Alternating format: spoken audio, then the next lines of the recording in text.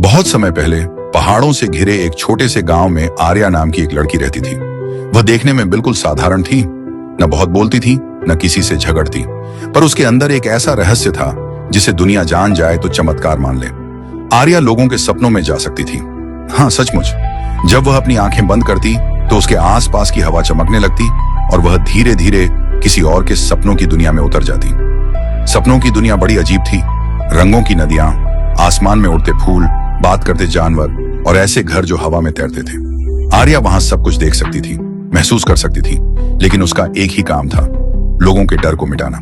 हर रात वह किसी न किसी के सपने में जाती और उनके डर को खूबसूरत बना देती। अगर कोई बच्चा बुरे सपनों में राक्षस देखता तो आर्या उस राक्षस को प्यारे भालू में बदल देती। अगर कोई किसान अपने खेत जलते देखता तो आर्या उन आग की लपटों को सुनहरी गेहूं में बदल देती। लोग सुबह उठते तो मुस्कुराते और कहते, आज तो बहुत अच्छा सपना देखा। उन्हें नहीं पता था कि वो आर्या की बनाई हुई दुनिया थी।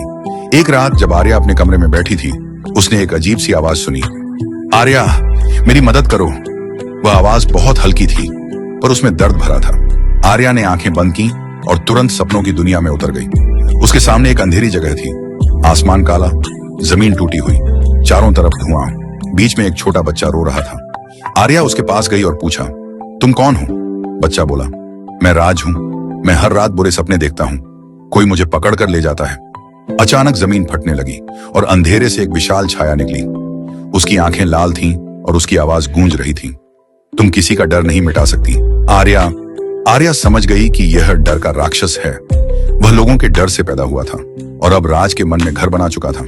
आर्या ने अपने हाथ फैलाए और उसकी हथेली से सुनहरी रोशनी निकली। वह बोली, हर सपना डर से नहीं, उम्मीद से बनता है। उसने अपने दिल में रोशनी को और बढ़ाया। सपनों की हवा में संगीत भर गया, फूल खिल उठे और छाया की काली परतें पिघलने लगी। लेकिन राक्षस गरजा, तुम्हारा जादू तब तक नहीं चलेगा जब तक लोग अपने डर से भागते रहेंगे। आर्या ने अपनी आंखें बंद की और धीरे से कहा, तो चलो, डर से भागते नहीं, उसे गले लगाते हैं। उसने अपने दिल की ताकत से राक्षस को छुआ और जैसे ही उसने ऐसा किया, राक्षस का चेहरा धीरे धीरे बदल गया। अब वह एक छोटा सा बच्चा था, वही राज का डर जो प्यार से मिट गया था। सपनों का अंधेरा खत्म हो गया। आसमान में नीला उजाला था। राज हंस रहा था और फूलों से भरी घाटी में दौड़ रहा था। राज बोला, धन्यवाद आर्या दीदी, अब मैं नहीं डरूंगा। आर्या मुस्कुराई, कभी मत डरना, हर सपने में रोशनी होती है, बस उसे ढूंढना पड़ता है। जब वह जागी तो उसकी खिड़की से सुबह की पहली किरण अंदर आई थी। धीरे धीरे आर्या के गांव में कुछ अजीब हुआ। लोग ज्यादा मुस्कुराने लगे, बच्चे डर के बिना सोने लगे, बूढ़े फिर से कहानियां सुनाने लगे। कोई नहीं जानता था कि हर रात आर्या उनकी नींद की रखवाली करती थी, उनके सपनों को बुनती थी, रंग, उम्मीद और प्यार से। कई साल बीत गए। आर्या अब बड़ी हो चुकी थी। एक रात वह खुद एक सपना देख रही थी। उसके सामने वही जादुई घाटी थी जहां वो कभी लोगों के डर मिटाने जाती थी। पेड़ों के बीच से एक सफेद रोशनी उतरी। वह एक औरत थी, सुनहरी आंखें, तारों से बनी पोशाक। वह बोली, आर्या, तुमने सैकड़ों सपनों को रोशनी दी है, अब तुम्हें स्वप्न लोक में जाना होगा। वहां तुम्हारे जैसे और भी ड्रीम वीवर्स हैं। आर्या मुस्कुराई। उसने नीचे देखा, उसका शरीर भी चमकने लगा था।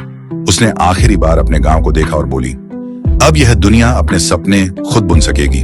धीरे धीरे उसकी आत्मा तारों में बदल गई और आसमान में खो गई। लोग कहते हैं, आज भी जब कोई बहुत डर कर सोता है तो एक हल्की सी रोशनी उसके सिरहाने पर आकर ठहर जाती है। वो रोशनी आर्या की होती है, सपनों की रक्षक, the dream weaver. Like and subscribe our channel for more updates.